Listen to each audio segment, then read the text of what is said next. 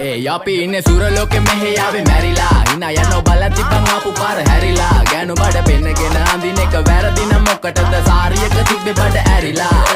ඩෝංගල පතු වෙන්න ඕන් දැම්ම මාළුවන්ට පාන් දැම්ම වගේ ඇවිත් හාල යන්න එන්නේ පහල යන්න ඇවිත් කට වාල යන්න අපි ගැව්වේ මොරා නිසා පදිරි වෙන්නේ නෑනේ ඔය සාලයන්ට